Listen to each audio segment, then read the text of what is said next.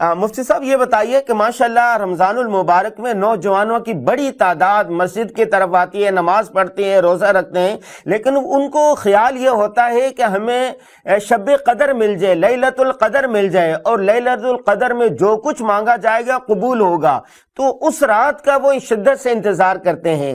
تو یہ فرمائیے لیلۃ القدر کی کیا حقیقت ہے؟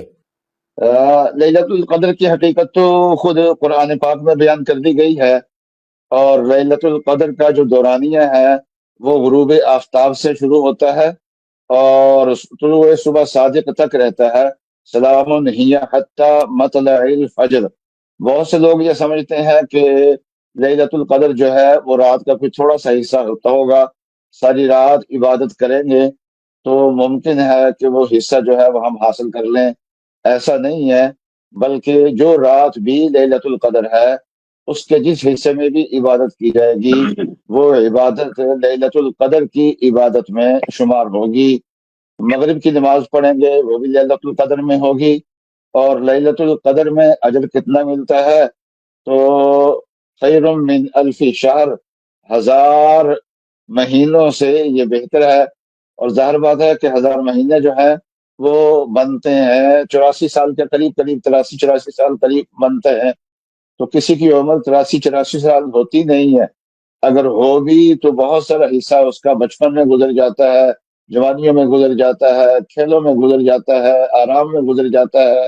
ایک رات اگر کسی کو مل جائے تو گویا 84 سال کی عبادت اس آدمی کو مل جاتی ہے۔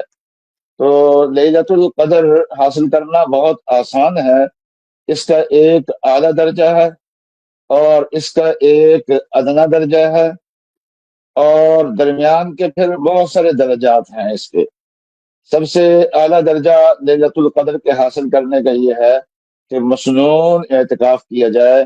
رسول اللہ صلی اللہ علیہ وسلم نے لیلۃ القدر کو حاصل کرنے کے لیے مسنون اعتکاف فرمایا ہے، تو مسنون اعتکاف کیا جائے۔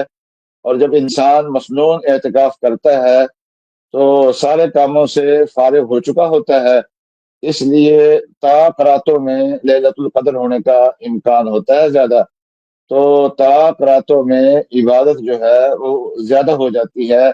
تو اس طریقے سے لیلۃ القدر کی عبادت اس کو کافی مل جاتی ہے۔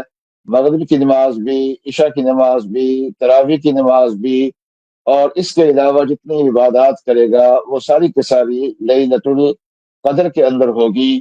اور اگر عبادت کے اندر کمی رہ گئی تو ایک عبادت جو ہے وہ پوری رات پہ حاوی ہوگی، وہ ہے اعتکاف کی عبادت۔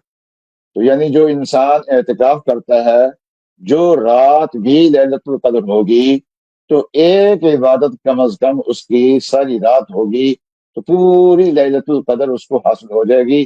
اور اس کے ساتھ ساتھ یہ ہے جو نمازیں اس نے پڑھی ہیں وہ بھی لیلۃ القدر کے اندر آ جائیں گی۔ یوٹیوب اور فیس بک پر ہلال رمضان، سوشل میڈیا پر سب سے قدیم اور سب سے ریلائبل برانڈ www.darsequran.com